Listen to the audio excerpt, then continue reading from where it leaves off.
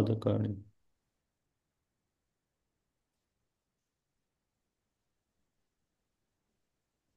ॐ शन्नो मित्रः संवरुणः शन्नो भवत्वर्यमा शन्न इन्द्रो बृहस्पतिः शन्नो विष्णुरुक्रमः। नमो ब्रह्मणे नमस्ते वायो त्वमेव प्रत्यक्षं ब्रह्मासि त्वमेव प्रत्यक्षं ब्रह्म वदिष्यामि ऋतं वदिष्यामि सत्यं वदिष्यामि तन्मामवतु तद्वक्तारमवतु अवतु माम् अवतु वक्तारम्। ॐ शान्ति शान्ति शान्तिः। ॐ नमो ब्रह्मादिभ्यो ब्रह्मविद्या संप्रदायकर्तृभ्यो वंशर्षिभ्यो महद्भ्यो नमो गुरुभ्यः।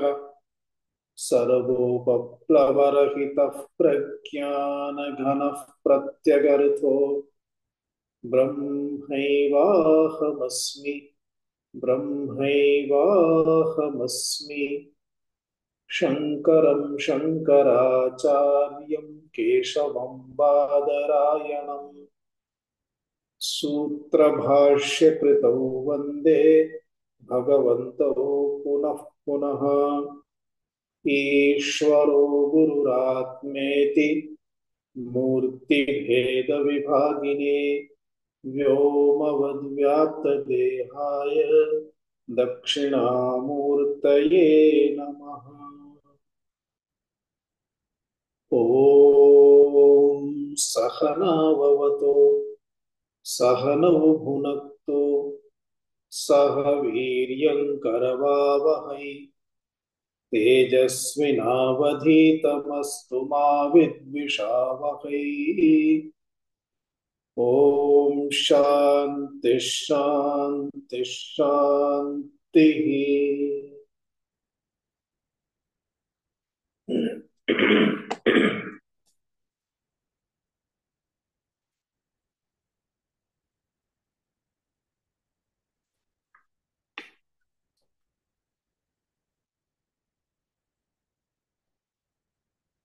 सप्तम श्लोकतः उच्चारणं कुर्मः एकवारम्। छायाहङ्कारयोरैक्यम् छायाहङ्कारयोरैक्यम् सप्तायः पिण्डवन्मतम् सप्ताय पिण्डवन्मतम् तदहङ्कारतादात्म्यात्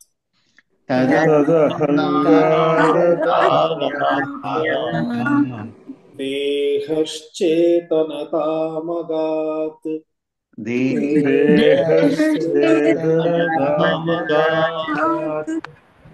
अहङ्कारस्य तादात्म्यम्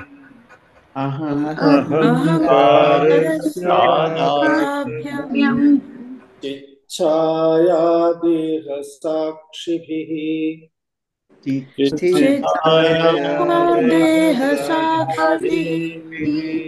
सहजं कर्मजं भ्रान्ति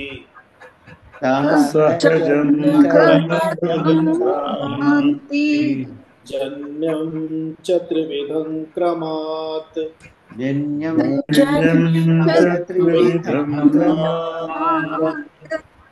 सम्बन्धिनो सतोर्नास्ति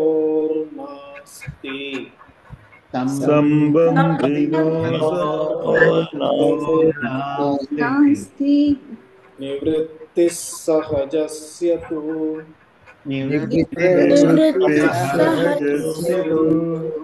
कर्मक्षयात् प्रबोधाच्च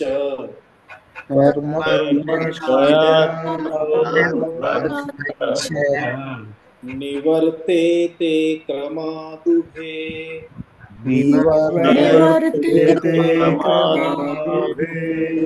अहङ्कारलये सुप्तौ अहङ्कारलये अहङ्कारलयेषु सुप्तौ भवेद्देहोऽप्यचेतनः भवेद्देहोऽप्यचेतनः अहङ्कारविकासार्थः अहङ्कारविकासार्थः स्वप्नः सर्वस्तु जागरः स्वप्नः सर्वस्य जागरः अत्र अस्माभिः द्रष्टुं शक्यते प्रत्येकमपि साधकः स्वस्य सम्पूर्णस्य अपि ऑपरेशन कुर्वन् अस्ति। आरंभे यदा उक्तं साक्षी कः इति, दृगेव साक्षी इति, अर्थात यह दृष्टा अस्ति सः एव साक्षी भवति, दृष्टा एव दृष्टा भवति। दृष्टारं विहाय अन्यः साक्षी इव प्रतीयते, परंतु विचारेण ज्ञायते यत् प्रतीयते प्रतीति मात्रमेव अस्ति। किमर्थं तत्र विचारः न कृतः तस्मात्।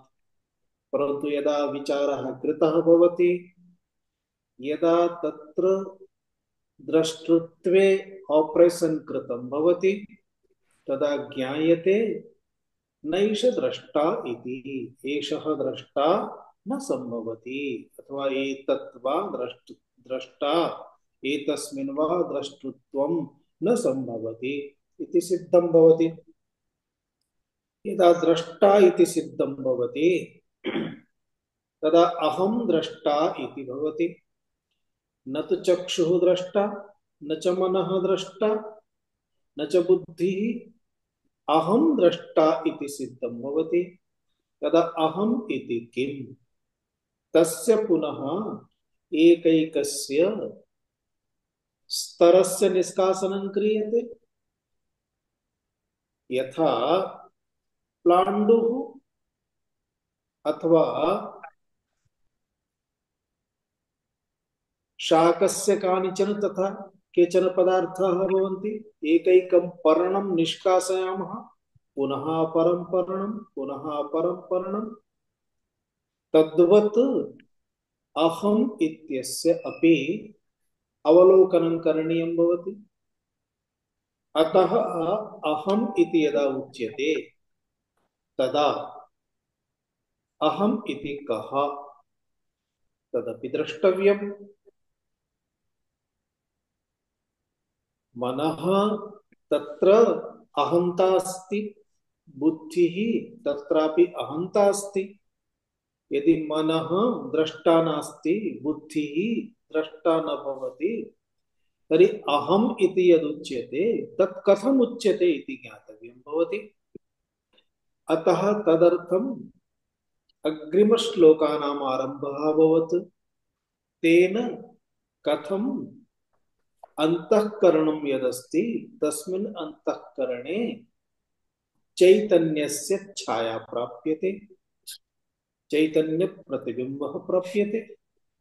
तस्मात् कारणात् अंतःकरणं यद्यपि जड़ पदार्थः अस्ति तथापि तस्मिन् चेतनता प्रतीयते, चैतन्यम् इव तत्र प्रतिभाति। अतः तामेव चेतनतां तदेव चैतन्यं स्वीकृत्य अग्रे पुनः प्रवृत्तिः भवति इति निर्दिष्टम्। इदानीम् अग्रे यदा पुनः प्रवृत्तिः भवति इत्युक्ते सम्पूर्णम् एतत् जगत्, एषः व्यवहारः तदन्तर्गतं भवति। यदा अहम् इति भवति तदा अहं कर्ता, यतो हि अहमेव सर्वं करोमि।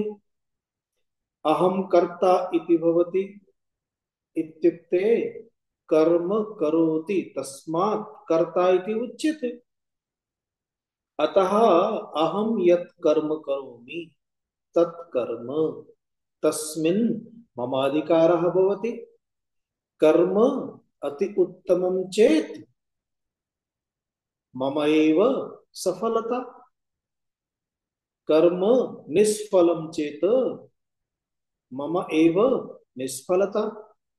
अतः कर्म अधिकृत्य कर्म फलं प्रति अभिमानः भवति, अहंकारः भवति। कर्म फलं प्रति यदा अहंकारः भवति तस्य कर्मफलस्य अपि प्रभावः भवति। सः एव प्रभावः तस्मात् जातः संस्कारः इति शास्त्रीयभाषायाम् उच्यते। अतः तस्य संस्कारः भवति। तस्य संस्कारः भवति चेत् पुनः तस्मिन् योग्यं कर्तुम्, उत्तमं कर्तुम्, यत् इष्टं तत् प्राप्तुं, यत् अनिष्टं तस्मात् दूरं गन्तुं प्रयासः भवति। आहत्य सर्वोऽपि व्यवहारः अहंकारं परितः एव तिष्ठति। तस्मात् एव प्रवृत्तिः, प्रवृत्तेः एव पुनः प्रवृत्तिः अथवा निवृत्तिः, पलायनम् अथवा सक्रियता सर्वमपि तस्मात् आगच्छति। तस्मात् आगच्छति चेत् परस्परं सम्बन्धः भवति। परस्परं सम्बन्धः इत्युक्ते अहम् इत्यस्य इत्युक्ते मम इत्यस्य अहम् इदानीं यः कर्ता इति दृष्टा इति चिन्तयामि तस्य एव पदार्थैः सह सम्बन्धः, तस्य एव जनैः सह सम्बन्धः, सर्वैः सह सम्बन्धः तस्य भवति। तस्मादेव अयं संसारः, एतत् जगत् सम्पूर्णं स्थितमस्ति। एवं चेत् एतत् जगत् यत् सम्पूर्णं स्थितम् अयं संसारः प्राप्तः, तस्य मूलं किम् इति तादात्म्यम् इति गृह्यते। तस्मात् तादात्म्यात्, यतो हि चैतन्यं स्वयं उपनिषत् यथा वदति, शास्त्राणि यथा वदन्ति, वेदाः यथा वदन्ति, विद्वांसः यथा सूचयन्ति, तदनुसारं चैतन्यं स्वयं अर्थात ब्रह्म परमात्मा तो असंगः अस्ति। तस्य न केनापि सह संबंधः भवति।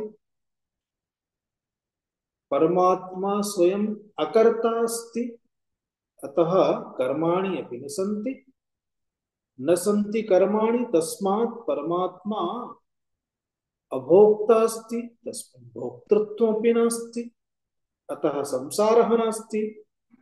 एवं चेत् परमात्मनि संसारः नास्ति चेत् मयि संसारः कथं भवितुमर्हति? यदि मयि संसारः आगतः चेत् तर्हि तस्य कारणं किम्? एतत् तादात्म्यमेव कारणम् इति आचार्यः सूचयति। अतः एतद् यत् तादात्म्यम् आगतमस्ति, आदौ यथा अस्माभिः दृष्टम्, अन्तःकरणमस्ति, चैतन्यं परमात्मा अस्ति। परमात्मनः चैतन्यस्य छाया अन्तःकरणे एतत् घटकत्रयं मूलकारणत्रयम् अहंकारस्य, तस्मादेव तादात्म्यम्।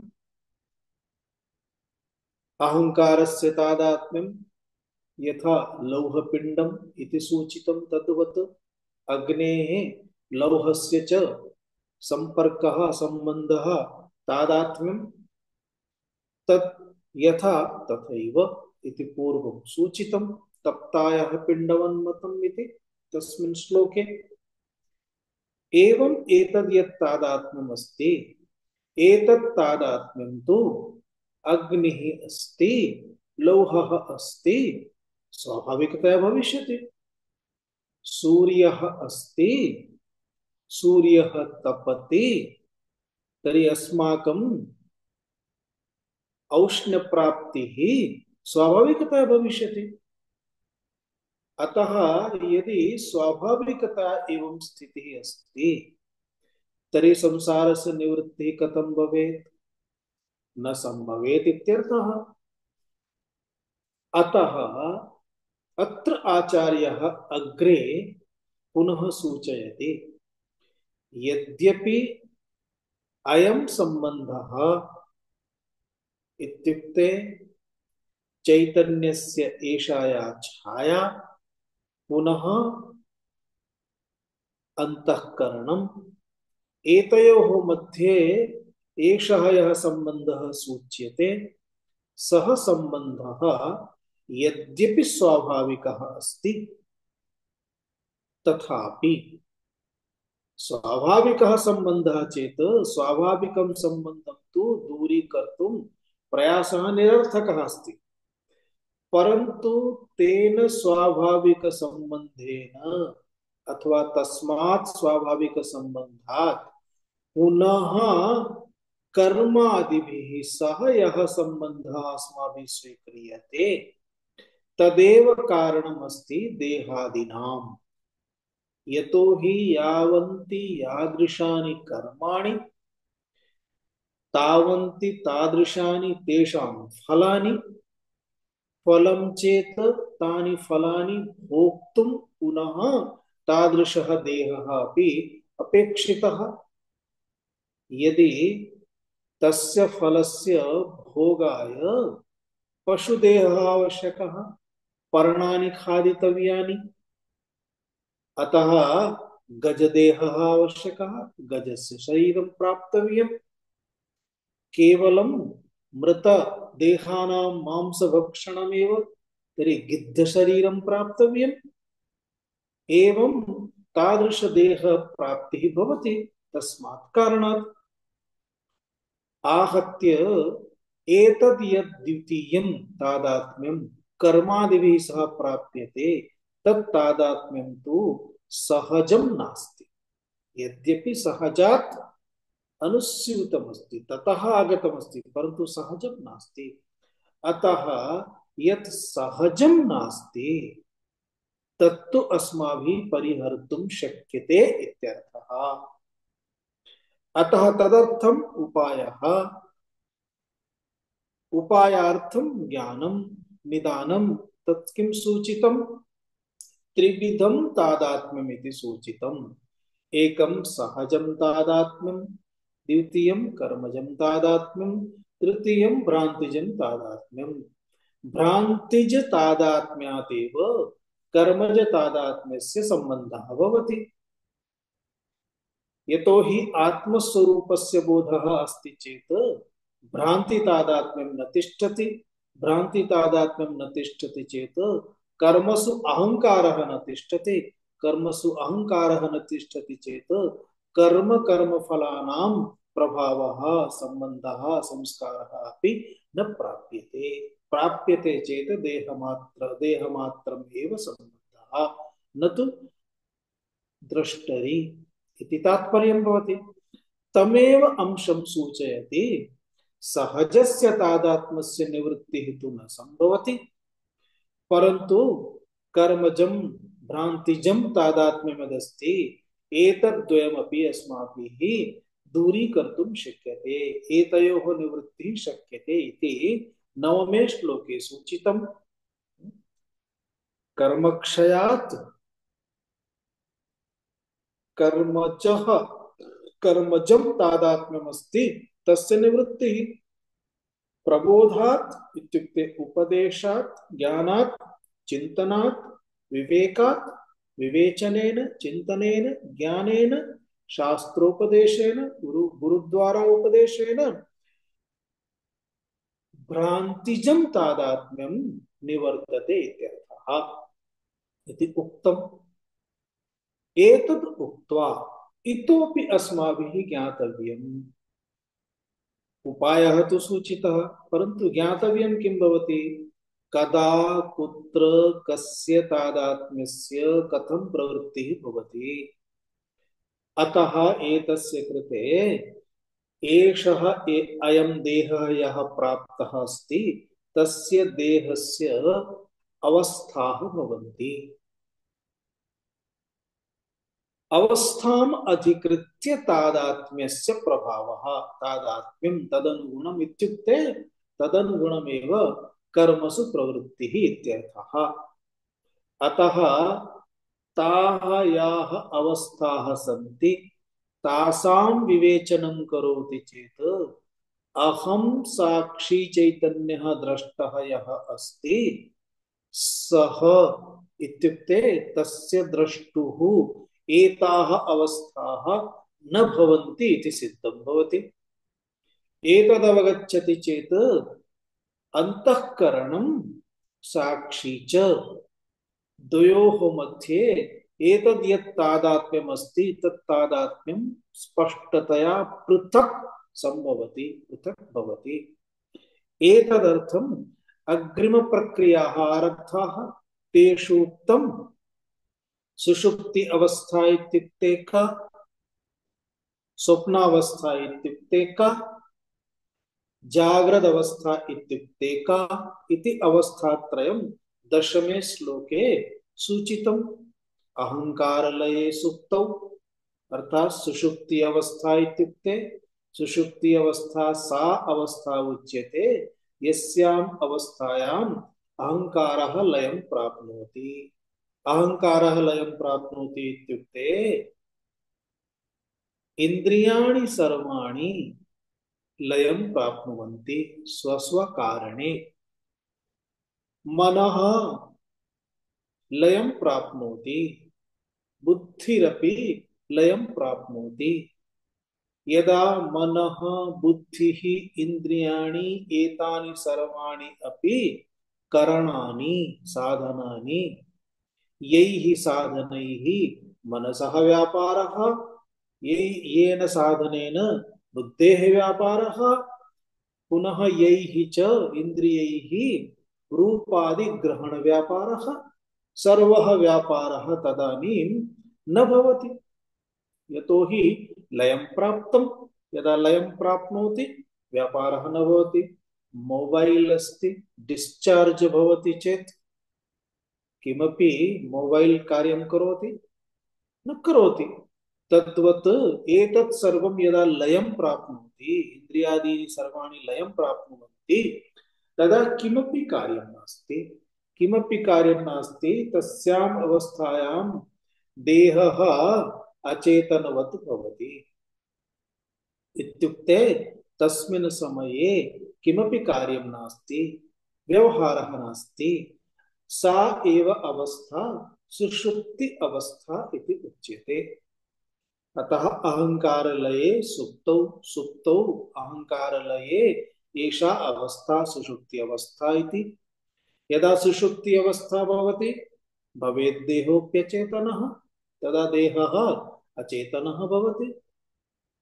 देहस्य पुरतः आगत्य यावदपि कश्चन गालिप्रदानं करोति न कोऽपि प्रभावः भवति, निन्दनं करोति न कोऽपि प्रभावः भवति, बॉस आगत्य ऑर्डर ददाति कोऽपि प्रभावः नास्ति। अतः यतोहि इन्द्रियादीनि सर्वाणि लयं प्राप्नुवन्ति तस्मिन् समये। एवं अहंकार विकासार्थः इत्युक्ते यदा अहंकारादीनाम् अर्धविकासः, अर्धविकासः अर्थात् अर्धलयम्। अर्धलयम् इत्युक्ते इन्द्रियाणि सर्वाणि लयं प्राप्नुवन्ति, मनः पूर्णतः लयं न प्राप्नोति इत्युक्ते इन्द्रियाणि लयं प्राप्नुवन्ति, इन्द्रियादिभिः सह मनसः तदानीं तादात्म्यं सम्बन्धः नास्ति। अतः मनः स्वयं एकाकी एव तिष्ठति। इदानीम् एकाकी मनः यदा तिष्ठति तदा तदेव मनः तस्मिन् समये जगत् रचनां करोति, जगत् रचयति। अतः मनसः सा रचना एव स्वप्नकालः इति उच्यते। अतः स्वप्नावस्था इति उच्यते। इत्युक्ते एकस्मिन् समये मनः अपि लयं प्राप्नोति मनः लयं प्राप्नोति तद् बुद्धिरपि लयं प्राप्नोति इति ज्ञातव्यम्। सर्वाणि कर्णानि इन्द्रियाणि अपि लयं गतानि सन्ति। एषा अवस्था पूर्णतः करणानां निष्क्रियतायाः अवस्था भवति। कर्णानि निष्क्रियाणि सन्ति, अतः सुषुप्ति अवस्था इति उक्ता। यत्र इन्द्रियाणि सर्वाणि लयं प्राप्नुवन्ति परं मनः लयं न प्राप्नोति, अतः मनसः अपि स्फूर्तेः अवस्था द्रष्टव्या भवति। मनः संपूर्ण स्फूर्ति अवस्थायाम् अस्ति, तदा सुस्पष्टं स्वप्नः भवति। मनः संपूर्ण स्फूर्ति अवस्थायां नास्ति, तदा अस्पष्टः स्वप्नः भविष्यति। अतः स्वप्नः अस्पष्टः सुस्पष्टः एषा स्थितिः मनसः स्फूर्तिं दृष्ट्वा भवति। मनसः उत्साह अवस्था यथा अस्ति तदनुसारं भवति। अन्ततो गत्वा मनः अपि यदा पूर्णतः लयं प्राप्नोति तदा पूर्णतः तस्य अवस्था सा एव सुषुप्तिरिति उच्यते। मनः ततः एव यदि पुनः इतोपि अधिकम् अधिकम् उत्साहं प्राप्नोति तदा तस्य इन्द्रियाणि अपि जागृतानि भवन्ति। यदा इन्द्रियाणि जागृतानि भवन्ति तदा व्यवहारस्य आरम्भः भवति। पूर्वं केवलं मनसि व्यवहारः आसीत्, इदानीम् इन्द्रियाणि जागृतानि, नेत्रद्वये उद्घाटिते, कर्णयोः प्रवृत्तिरारब्धा, श्रोतुमारब्धम्, कर्मेन्द्रियाणां कार्यमारब्धम्। तस्मिन् क्षणे एव सः शय्यातः उत्तिष्ठति, उपविशति, पादौ अधः स्थापयति, हस्तयोः कार्यमारब्धम्, पादेन्द्रियं हस्तेन्द्रियं सर्वमपि कार्ये भवति। तस्मिन् समये तस्य प्रवृत्तिः। अतः यस्मिन् समये कर्मेन्द्रियाणि सर्वाणि प्रवृत्तौ आगच्छन्ति, लयात् उत्तिष्ठन्ति, ज्ञानेन्द्रियाणि सर्वाणि प्रवृत्तौ भवन्ति, मनः इन्द्रियैः सह संयुज्य प्रवृत्तौ भवति, बुद्धिः मनः स्वीकृत्य प्रवृत्तौ भवति। एषा अवस्था जाग्रद अवस्था इति उच्यते इति अत्र सूचितम्। एतस्मिन् दशमे श्लोके अहंकारलये सुप्तौ भवेत् देहः अपि अचेतनः अहंकार विकासार्थः स्वप्नः सर्वस्तु जागरः। अर्थात यस्मिन् समये सर्वः व्यवहारः अस्ति, इन्द्रियाणि सन्ति, मनः बुद्धिः सर्वेपि कार्ये सन्ति, सा अवस्था का अवस्था उच्यते जागरः अर्थात जागृत अवस्था इत्यर्थः। एवं अवस्थात्रयम् अस्माभिः दृष्टम्। अवस्थात्रयं यदा दृष्टम्, विशेष चिंतनं यदा क्रियते तदा स्पष्टतया ज्ञायते अहम मम अवस्थात्रयस्य ज्ञाता अस्मि उत नास्मि इति चिन्तयामः। भवन्तः चिन्तयन्तु, भवताम् एषा या जागृत अवस्था अस्ति, एतस्मिन् समये प्रत्येकमपि एषः यः व्यवहारः अस्ति तस्य व्यवहारस्य बोधः भवताम् अस्ति उत नास्ति? अस्ति। स्वप्नं यदा भवन्तः पश्यन्ति तदा तस्य स्वप्नस्य द्रष्टा बोधा अर्थात तस्य बोधः भवतां भवति उत न भवति? भवति। भवतां बोधं द्रष्टुं अवगन्तुं शक्नुवन्ति भवतां कः बोधः इति। एवं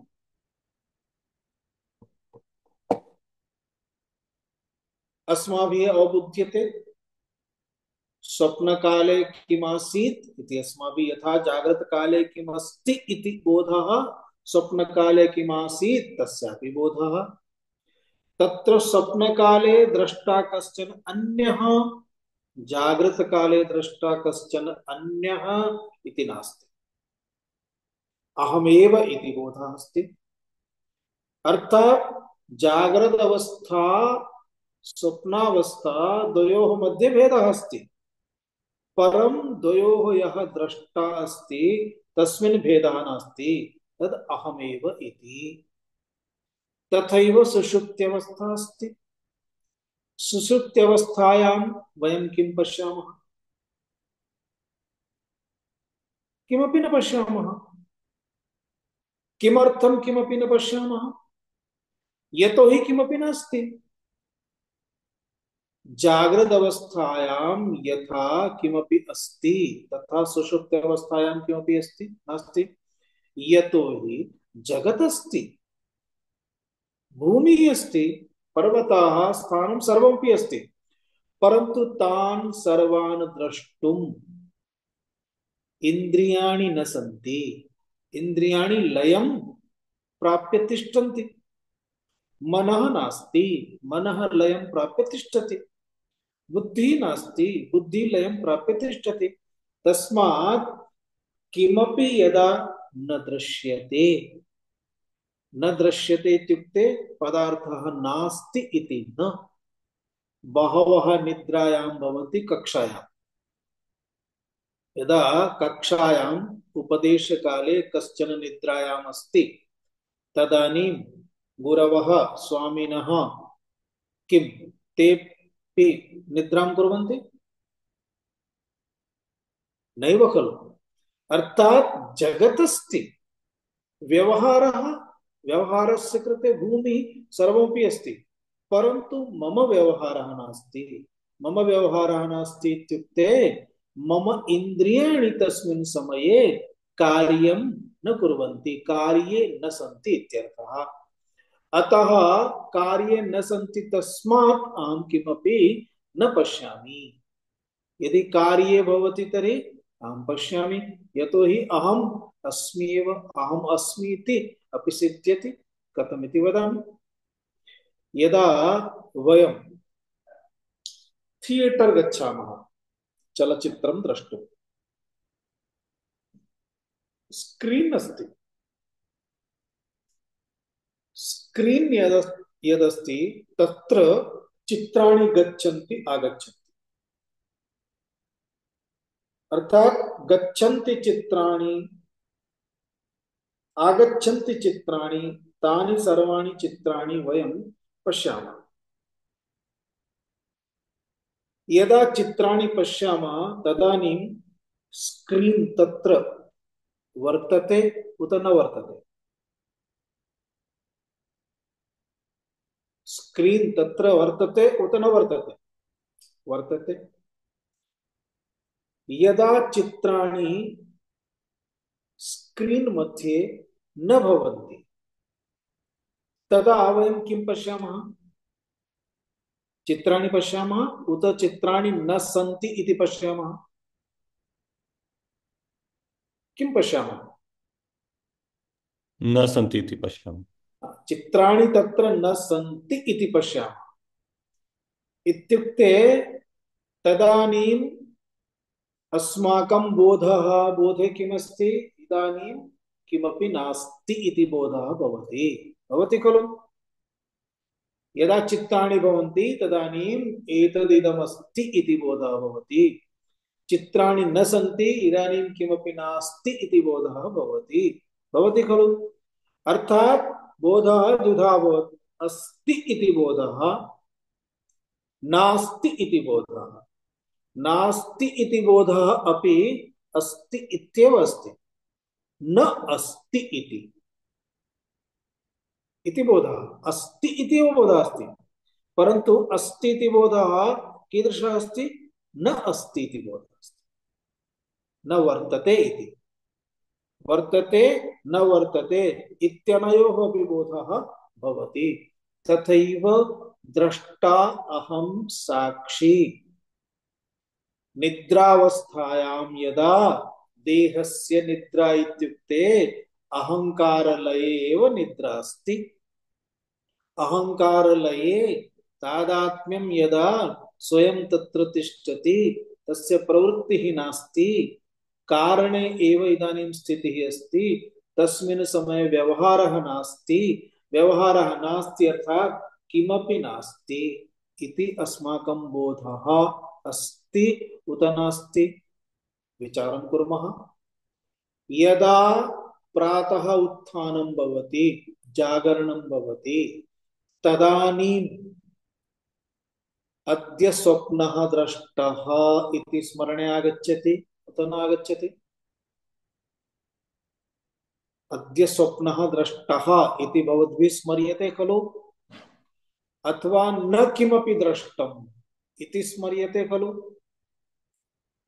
दृष्टम् इति स्मर्यते यदा भवति तस्मिन् समये चित्तं तत्र कार्यं करोति स्म मन बुद्धि चित्तम अहंकारः इति ज्ञायते खलु पठितं खलु चित्तम् इत्युक्ते चित्तस्य कार्यं किम् चिन्तनं स्मरणं स्मरणात्मकं चित्तम् संकल्प विकल्पात्मकं मनः निश्चयात्मिका बुद्धिः स्मरणात्मकं चित्तम् अहंकारम् अहंकारः इति तत्त्वबोधे पठितं खलु तो चित्तम् इति चित्तम् यदा मनः इति मन रूप वृत्तिः नास्ति बुद्धि रूप वृत्तिः नास्ति तर्हि चित्तम् अपि बुद्धेः एव बुद्धिवृत्तेः एव एकः भागः तर्हि चित्तं कथं भविष्यति निद्रावस्थायां चित्तम् अपि लये अस्ति चित्तम् अपि यदा लये अस्ति तदा तस्मिन् समये किम् इति किमपि स्मरणे भवितुम् अर्हति नैव परन्तु जागरणानन्तरं मया किमपि न दृष्टं सुखेन मया अस्वाप्सम् इति अनुभूतिः भवति खलु एषा अनुभूतिः द्रष्टुः अस्ति अतः न हि द्रष्टुः द्रष्टेः विपरिलोको भवति इति श्रुतिः अस्ति कदापि तादृशः एकः अपि कालः नास्ति यस्मिन् काले अहं सुप्तः इति बुद्धिः सुप्ता भवति मनः सुप्तं भवति इन्द्रियाणि सुप्तानि भवन्ति लयं प्राप्नुवन्ति मत्तः मम लयं कदापि नास्ति अतः सुषुप्तेः अनन्तरं यदा जागरणं भवति तस्मिन् समये सुषुप्ति काले किमपि आसीत् उत किमपि न आसीत् इति सर्वं स्मर्यते यथा जागृत काले किमपि अस्ति अथवा किमपि नास्ति इति स्मर्यते तद्वत् अर्थात् जागृत काले स्मृतिः चित्तम् अस्ति अतः सर्वं तत्र स्थितं तस्य अहं द्रष्टा स्वप्न काले चित्तं तत्र मनसा सह अस्ति यतः चित्तं मनसः बुद्धेः एव भागः अस्ति अतः तस्मिन् काले यत्किमपि दृष्टं स्वप्न काले तदपि अहं द्रष्टा परं सुषुप्ति काले चित्तं मनः सर्वमपि लयं प्राप्नोति अतः तस्मिन् काले किमिति स्मरणे नास्ति परन्तु जागरणानन्तरम् अहं द्रष्टा तस्मिन् काले किमपि नास्ति न आसीत् इति अहं वक्तुं शक्नोमि यः द्रष्टा अस्ति सः वक्तुं शक्नोति कः इतः गतः कः न गतः कदा गतः वक्तुं शक्यते तद्वत् अतः एषा या स्थितिः अस्ति एषा या अवस्था अस्ति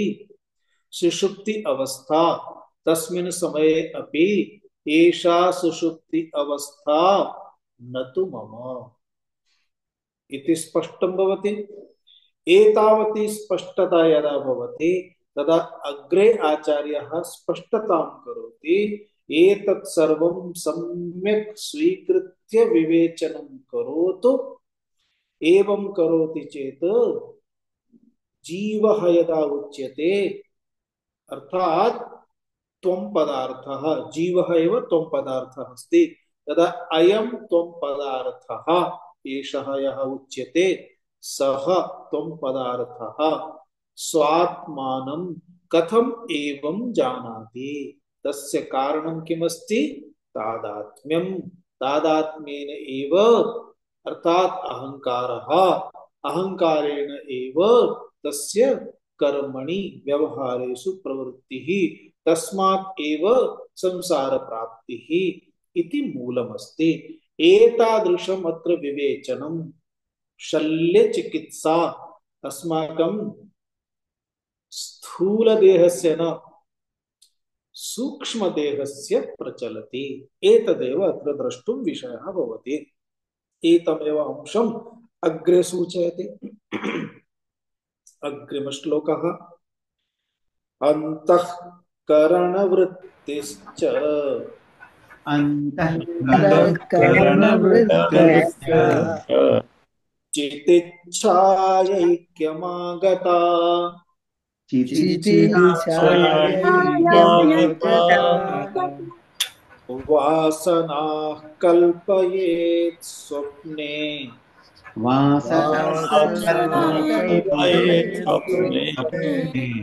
बोधे क्षैर्विषयान् बहिः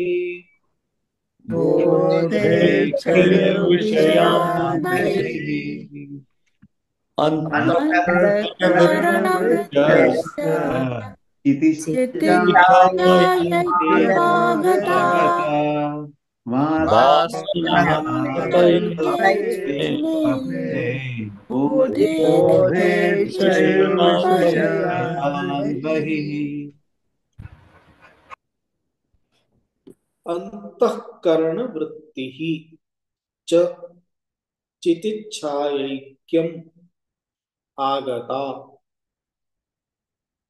वासनाः कल्पयेत् स्वप्ने बोधे अक्षयैः विषयान् बहिः। पदच्छेदः अंतःकरण वृत्तिः चितिच्छायैक्यम् आगता, अर्थात अंतःकरणस्य वृत्तिः अस्माभिः एतावता एतत् दृष्टम्। अंतःकरणेन सह चितिच्छायायाः चैतन्यस्य एषा या छाया तया सह तादात्म्यम् अस्ति। कस्य? अंतःकरणस्य। एतावत् स्पष्टम्, एतावत् पूर्वमुक्तम्। इदानीम् अंतःकरणं यदस्ति तदंतःकरणं यद्यपि बहु सूक्ष्मम् अस्ति, द्रष्टुं न शक्यते, परन्तु उदाहरणद्वारा किञ्चित् अवगन्तव्यं चेत् तरल पदार्थः यथा भवति, तरलम् इत्युक्ते यथा अग्रे द्रवति स्रवति पुनः एकत्रमपि भवितुमर्हति, एकत्रितमपि भवितुमर्हति, तादृशः अयं पदार्थः कश्चन इति कल्पना करणीया। इत्युक्ते कदाचित् एवं लम्बाकारः, दीर्घाकारः, गोलाकारः तादृशम् आकारं प्राप्तुं शक्नोति। ततः एकं किमपि सूत्रवत् बहिरपि आगन्तुं शक्नोति इति कल्पनां करोति। तथा अंतःकरणम् इदम् एतत्। अंतःकरणं जड़ पदार्थः अस्ति। चैतन्यस्य तादात्म्यं प्राप्य, चैतन्यस्य छायायाः तादात्म्यं प्राप्य, चितिच्छायां प्राप्य, तादात्म्यं प्राप्य किम् अभवत्? चेतनवत् अभवत्। इदानीं चेतनत्वत् अभवत् इत्युक्ते स्वयं तु जडमस्ति परन्तु चैतन्यता अस्ति। इदानीम् अंतःकरणम् एतदेव ततः एतस्य एका वृत्तिः मनरूपवृत्तिः बुद्धिरूपवृत्तिः इति स्वाभाविकं वक्तुं शक्नुमः। तस्यैव कार्यमस्ति। अतः अंतःकरणस्य एषा या वृत्तिः अस्ति सा वृत्तिः चैतन्यस्य एषा या छाया अस्ति तया सह ऐक्यं प्राप्य। अत्र एतदेकं सर्वदा स्मरणीयम्। चैतन्यं सर्वव्यापकमस्ति, सर्वत्र अस्ति। अतः अंतःकरणं यदा चैतन्येन सह तादात्म्यं प्राप्नोति तदा अंतःकरणं चैतन्यं स्वीकृत्य गमनागमनं करोति इति नास्ति। यतोहि चैतन्यं स्वीकृत्य पॉकेट मध्ये स्थापयितुम् आवश्यकता नास्ति। पॉकेट मध्ये कदा स्थापयामः? यात्रायां वयं जलं स्वीकृत्य गच्छामः। किमर्थम्? अग्रे जलं न प्राप्यते तस्मात्।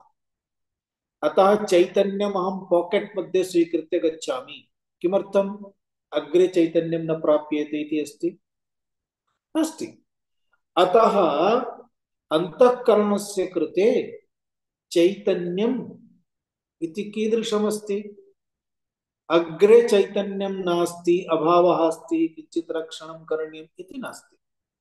तस्मात् अंतःकरणस्य वृत्तिः यदा कदापि लंबाकारेण वा गोलाकारेण वा येन केनापि आकारेण वा विषयाकारेण वा सुख आकारेण वा दुःखाकारेण वा यं कमपि आकारं प्राप्नोति अंतःकरणस्य इयं वृत्तिः तदा तत्र चैतन्यं तु सर्वत्र भवत्येव।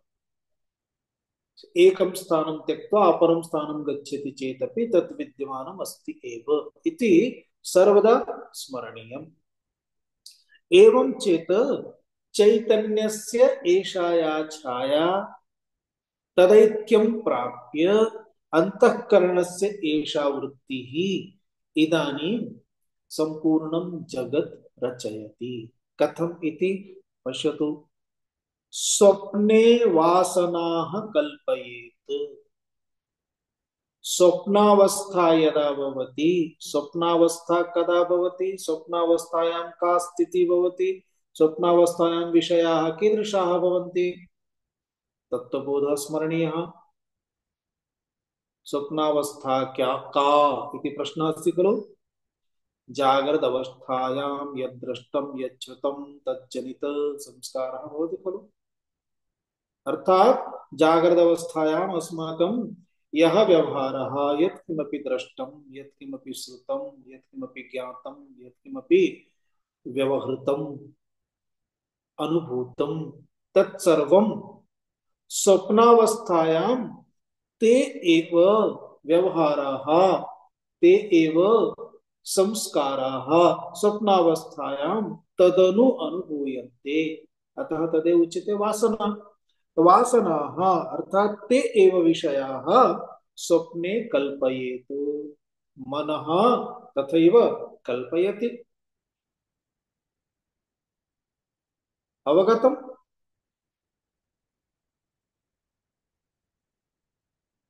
कः कल्पयति? अंतःकरणस्य वृत्तिः। अंतःकरणस्य वृत्तिः इत्युक्ते मनरूपवृत्तिः। कंठे हिता नाम्ना एषा या नाडी अस्ति तत्र स्थित्वा एकस्मिन् लघुस्थाने स्थित्वा ततः एव सागरम् अर्थात समुद्रः पर्वतः देशः वाहनं बहवः जनाः वाहनानि सर्वमपि वनं वृक्षाः साधनं तावदेव न स्वस्य एव अपरमेकं देहमपि निर्माति। यतो हि देहः तु शय्यायाम् अस्ति, परन्तु शय्यायां पतितः अयं देहः भारते अपि अटनं करोति, अमेरिकायां पतितः देहः भारते अटनं करोति, कुत्रचित् अपि गच्छति, तत्र अपरः देहः भवति। एवं वासनाः कल्पयेत् स्वप्ने। का कल्पयति? अंतःकरणस्य वृत्तिः। इयमेव वृत्तिः अंतःकरणस्य बोधे। बोधे इत्युक्ते जागृत अवस्थायां, जागरे किं करोति? विषयान् कल्पयति। तान् विषयान् कुत्र कल्पयति? कंठे हितानाम्ना या नाड़ी अस्ति तत्र स्थित्वा मनः कल्पयति इति उक्तं, तत्रैव कल्पयति। अन्तः इति नैव। कुत्र? बहिः। अतः बोधे बहिः कल्पयति। बहिः कल्पयति चेत् कथं कल्पयति? अक्षैः इन्द्रियैः। अक्ष अक्ष अक्ष इत्युक्ते इन्द्रियम्। अक्षैः इन्द्रियैः इन्द्रियैः कल्पयति। अर्थात् फुल फ्लेथ मध्ये तस्य इन्द्रियाणि सन्ति, तस्य मनः अस्ति, तस्य बुद्धिः अस्ति, सर्वः व्यवहारः। एषः अयं व्यवहारः सर्वः व्यवहारः कुत्र अस्ति? बहिः, बाह्य जगति, न तु अन्तर्जगति इत्यर्थः। एवं एषा स्थितिः अभवत्। आहत्य जागृत अवस्थायाम् अस्माकं व्यवहारस्य मूलं किमस्ति? अंतःकरणस्य वृत्तिः। स्पष्टम्? स्वप्ने अपि व्यवहारस्य मूलं किमस्ति? अंतःकरणस्य वृत्तिः। अंतःकरणस्य वृत्तिः स्वप्ने यदा व्यवहारं करोति तदा जागृत अवस्थायां ये विषयाः भवन्ति तान् विषयान् एव कल्पयति।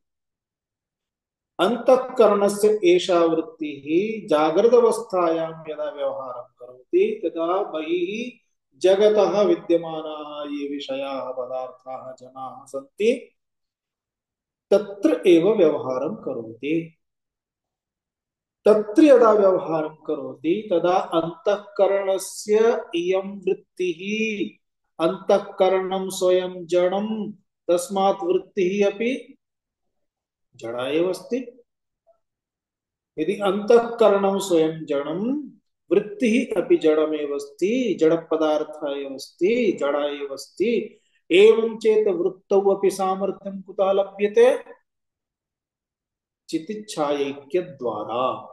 चैतन्यात् एव चेतनतां प्राप्य इयं वृत्तिः व्यवहारं करोति।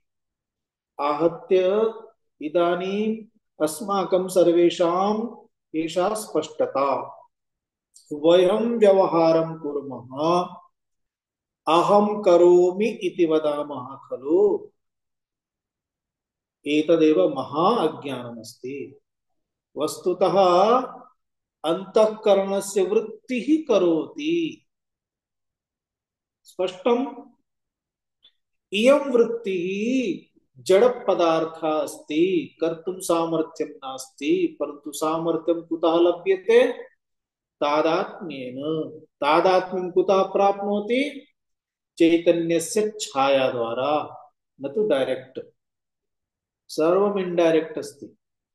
कुतश्चित् धनं स्वीकरोति, कुत्रचित् ददाति, कुतश्चित् धनं स्वीकरोति, कुत्रचित् ददाति, कुतश्चित् धनं स्वीकरोति, कुत्रचित् ददाति, अन्यस्मात् स्वीकृत्य पूर्वं स्वीकृतमासीत् तस्मै ददाति, आहत्य अन्यस्येव सर्वं स्वीकृत्य सर्वं व्यवहारं करोति। स्वस्य किमपि नास्ति। एवं एषा स्थितिः। इत्युक्ते इदानीम् अस्माभिः चिन्तयितुं शक्यते अंतःकरणद्वारा एव सर्वमपि प्रॉब्लम उद्भूतमस्ति, जननं मरणं सर्वमपि इति एतावत् पर्यन्तं नेतुमेव एषा प्रक्रिया अस्ति। एवं अग्रिम श्लोक द्वारा साक्षात् एतावता अग्रिम श्लोक पर्यन्तं त्वं पदार्थस्य अर्थात जीवस्येव निरूपणम् अस्ति। जीवस्य इत्युक्ते अहं द्रष्टा इति यदा पंचम श्लोक द्वारा अस्माभिः पठितम् अहं द्रष्टा इति, ततः अहं द्रष्टा इति तस्य एव विवेचनं प्रचलति। अतः जीव प्रकरणमेव अस्ति अग्रिम श्लोक पर्यन्तम्। अग्रिम श्लोके इदानीं स्पष्टतया उच्यते। तदनन्तरं पुनः तत्पदार्थस्य विवेचनं भविष्यति इति अग्रे अनन्तरं पश्यामः द्रक्ष्यामः। ॐ पूर्णमदः पूर्णमिदं पूर्णात् पूर्णमुदच्यते पूर्णस्य पूर्णमादाय पूर्णमेवावशिष्यते। ॐ शान्ति शान्ति शान्तिः। हरिः ॐ श्री गुरुभ्यो नमः। हरिः ॐ।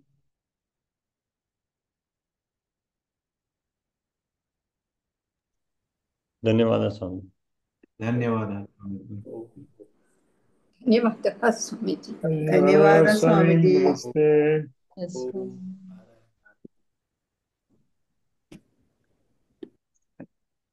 धन्यवादः।